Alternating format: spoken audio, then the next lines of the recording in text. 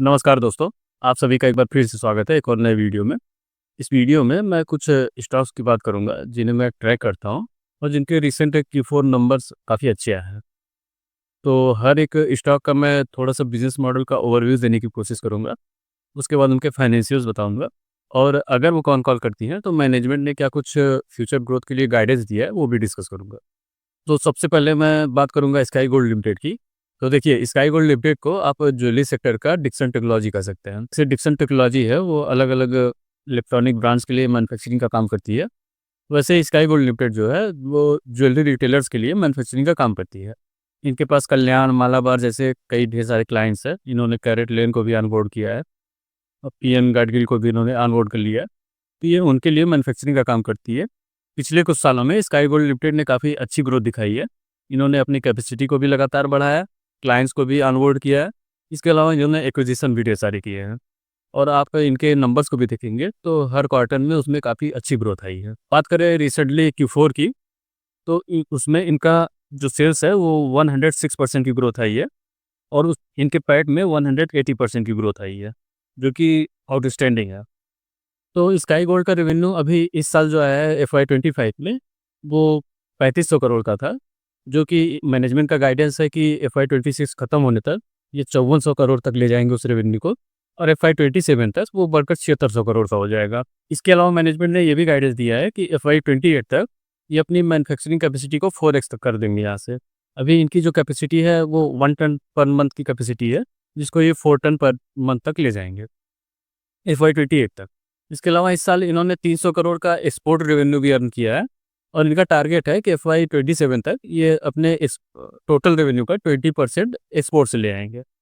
तो sky gold के बारे में इतना ही। अब बात करते हैं अगले स्टॉक की, जिसका नाम मनोरमा इंडस्ट्रीज़ लिमिटेड है। देखिए मनोरमा का जो मेन बिज़नेस है, इन ये प्रोडक्ट बनाते हैं कोकोआ बटर इक्विवेलेंट, उस प्रोडक्ट का नाम है, जो कि ये डिराइव करते हैं अलग-अलग सीड्स से। ये सीड्स ये कलेक्ट करते हैं ट्राइबल के थ्रू, ट्राइबल्स कलेक्ट करते हैं सीड और इनके कलेक्शन सेंटर हैं जगह-जगह पे, इंडिया में भी, अफ्रीका में भी, जो भी ट्राइबल एरियाज़ हैं फॉरेस्ट के आस-पास, इनके कलेक्शन सेंटर है। वहाँ ट्राइब्स जो है वो सीड्स को कलेक्ट करके ले आते हैं कि कलेक्शन सेंटर में डिपॉज़िट करते हैं और उससे ये डिराइव करते हैं ये कोकोआ बटर इक्विवेलेंट। तो ये यूज़ कहाँ होता है? तो ये यूज़ होता है chocolate, confectionery and cosmetic items में। तो इन सेक्टर्स में काम करने वाली जो कंपनीज़ है वो इनके क्लाइंट्स होते हैं। तो इसका मार्केट जो इनका प्रोडक्ट है इसका काफ़ी बड़ा है इनके अकॉर्डिंग और इसकी डिमांड काफ़ी तेज़ी से बढ़ी है। तो बात करते हैं इनके फाइनेंशियल नंबर्स की जो रिसेंट Q4 के रिजल्ट्स आए हैं। तो अगर इनका रेवेन्यू देखें तो वो 771 करोड़ का है पूरे FY25 का, जो कि लास्ट ईयर से कंपेयर करेंगे आप तो 69% की ग्रोथ आई है। इसके अलावा इनका पैट ऑलमोस्ट डबल हो गया है और वो 112 करोड़ रुपए का हुआ है। तो ये तो नंबर्स हो गए। बात करते हैं फ्यूचर में क्या कुछ ग्रोथ आने के लिए कंपनी गाइडेंस दे रही है।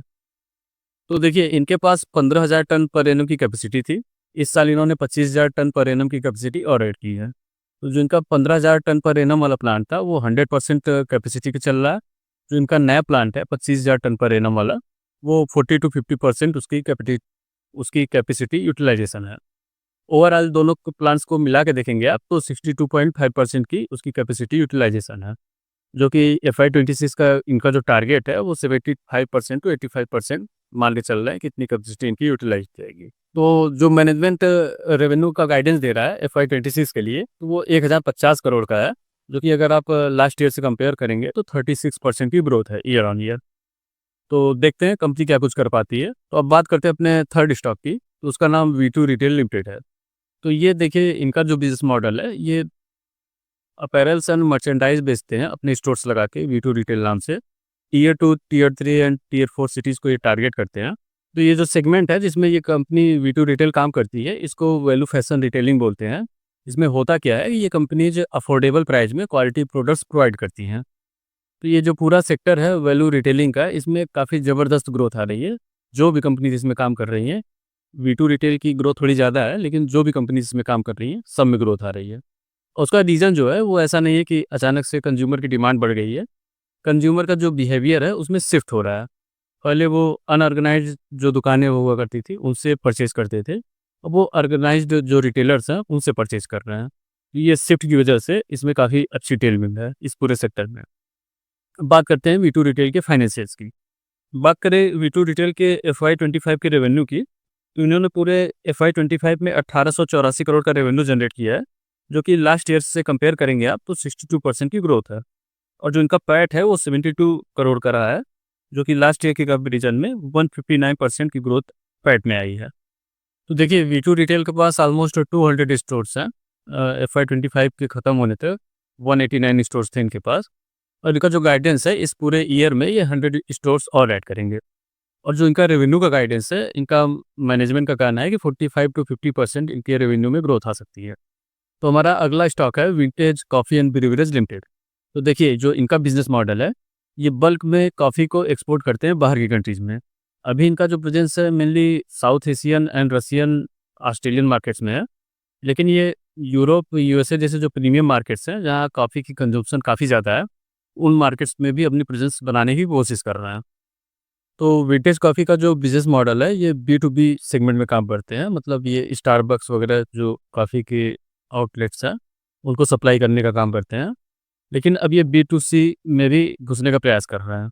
इन्होंने अपनी पैकेजिंग लाइन स्टार्ट कर दी है और ये प्रीमियम कॉफ़ी पाउचेज़ तैयार करता है। इसमें क्या है कि इनका मार्जिन्स थोड़ा बढ़ के आ रहा है। और इन्होंने अभी नवी मुंबई में अपना एक कॉफ़ी आउटलेट भी ओपन किया है, जो इनका फर्स्ट कैफ़े है। तो ये एक नया सेगमेंट है जो जिसमें इन्होंने अभी जस्ट एंट्री ली है। तो इनके बिज़नेस में क्या कुछ फ्यूचर में ग्रोथ आ सकती है, उसको समझने के लिए तो Q3 तक इनके पास 4500 एमपीए की कैपेसिटी थी, जो कि 100% यूटिलाइज़ेशन पर चल रही थी। Q4 में इन्होंने 2000 एमपीए की और कैपेसिटी ऐड की, वो भी 100% यूटिलाइज़ हो गया। अब इनका कहना है कि FY26 के एंड तक ये 4500 एमटीए की कैपेसिटी और ऐड करेंगे। तो देखिए विंटेज कॉफ़ी जो है वो कॉन कॉल तो करती नहीं है।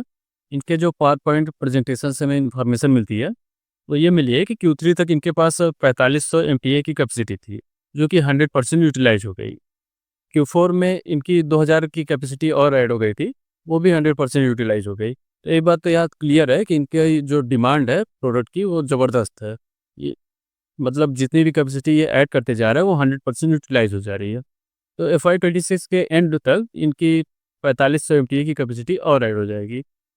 तो विंटेज कॉफ़ी अभी तो वैसे काफ़ी छोटी कंपनी है, लेकिन इनके पास मैनेजमेंट काफ़ी ज़बरदस्त है, काफ़ी एक्सपीरियंस्ड लोग हैं।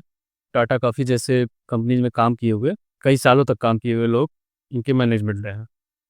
तो दोस्तों ये वीडियो किसी भी तरीके से बाइंग या सेलिंग रिकमेंडेशन नहीं है, ये सिर्फ स्टडी पर्पज़ के लिए है।